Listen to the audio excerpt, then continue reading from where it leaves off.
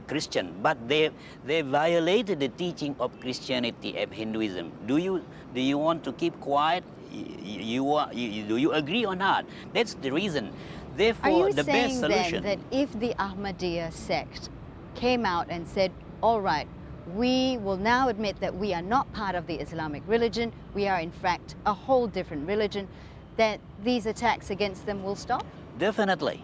We have given two options. One is Ahmadiyya, they form their own religion, the name Ahmadiyya religion. Or they return to the teaching of Islam, the genuine teaching of Islam. If they accept this, we can guarantee there no more attack, no more against Who Ahmadiyya. is to say, who then dictates what is the genuine teaching of course, Islam? How can the state dictate that this is the branch of Islam that the government the country of has to Indonesia follow? does not have any right to force. But No, but the every Council religion, of Ulama do, don't they? It's not the Council of Ulama. Every religion has their own reference. So Islam, of course, based on Al-Quran and the tradition of Prophet Muhammad, peace be upon him. As long as those people do not follow these reference, of course, we consider that they are not part of Muslim. Just finally, gentlemen, do you think it is actually possible to maintain religious harmony here in multicultural Indonesia? Muhyiddin. Yeah, definitely. It is no doubt that we Indonesian people enjoy religious freedom right from the time of our independent days. Only recently there are minor cases, I could say. Andres, how do you think religious harmony can be maintained here in multicultural Indonesia? There should be a radical change of the mindset of many religious leaders in Indonesia. If not, violence after violence will keep on continuing breaking out in Indonesia. I'm not only talking about burning churches, I'm talking about killing people, killing hundreds, thousands of people in the name of their respective religion. I'm afraid we're going to have to leave it there. Gentlemen, thank you very much for your time. Come. That's all the time we have for this edition of 101 East. You can always follow the program through our website, podcast and Facebook. From all the team here in Jakarta, Indonesia, thanks for watching.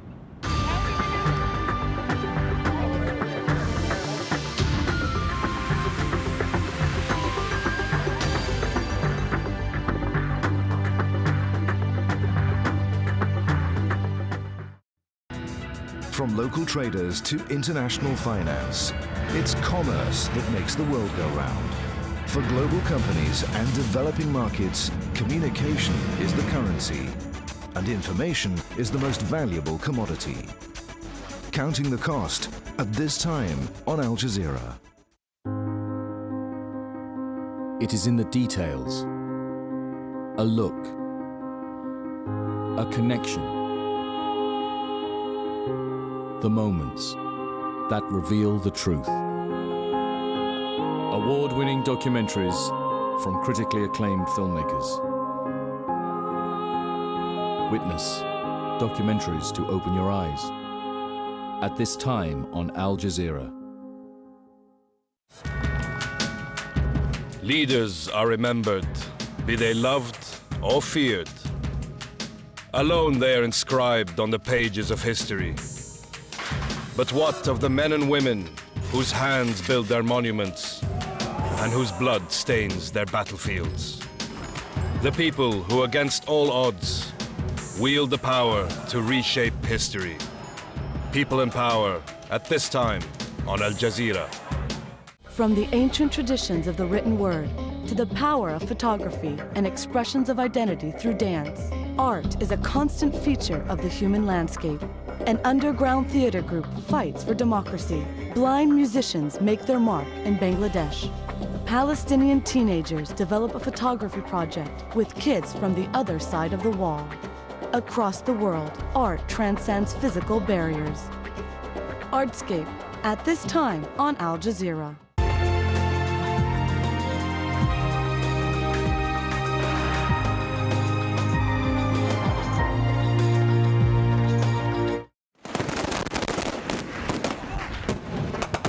Attack and counter-attack. Government forces launch a fierce offensive on opposition rebels across Libya.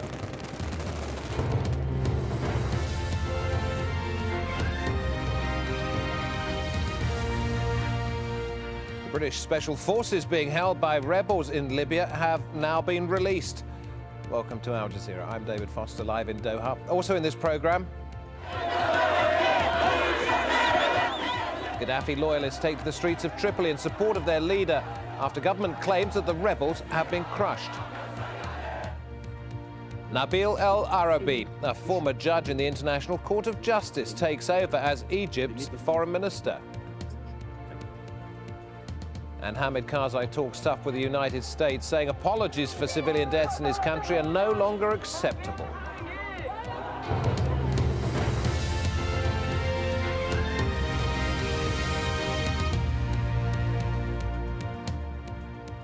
A protracted, drawn-out war is how some observers are now describing what's happening in Libya, and this may be why the government says it's taken on protesters in Tobruk, although sources tell Al Jazeera that the rebels are still in control there.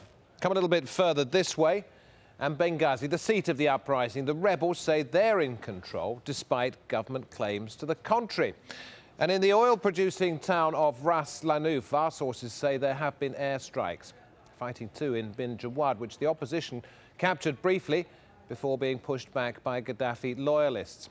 Well, in Misrata, the rebels say they've repelled government forces and are holding on to that city. Reports there that at least 18 people have died. And we're getting reports too that AlJazeera is under attack by pro-Gaddafi military planes. In the capital, Tripoli, heavy machine gun fire has been reported, the government saying it was in celebration. Lawrence Lee has the latest. Everything in this conflict depends on who you believe, and in Tripoli they really believe there's a lot to celebrate. According to the authorities, all these celebrations are spontaneous expressions of popular joy that their forces have taken back control of the towns of AlJazeera and Misrata from the rebels, or thugs as they're described on Libyan state TV. It's the time of victories in Libya, and as you see, that's today, last night, and this morning, it's time of victory of the people of Libya. These people you see is the people, is true people of Libya. There is nobody in this state or in this city against Gaddafi. Every assertion, every claim is subject to contradiction. Rebel forces in AlJazeera still say they're in control, despite ferocious fighting over several days. Yet even reporting that runs the risk of infuriating the Libyan authorities, which provided the Associated Press with these aerial images of the main square in the town. Unfortunately, there was no explanation of the arrows, nor any analysis of what these pictures demonstrate. Libyan state TV is limiting what it shows entirely to places under the control of pro-Gaddafi forces, with not a single frame of video from the east of the country. Which means there's no reason why people in Tripoli should know that the new front line of the fighting has moved closer to Gaddafi's hometown of Sirte. These pictures show a small unit of rebels having reached the little town of Ben Jawad, where they came under fire from the air. Still,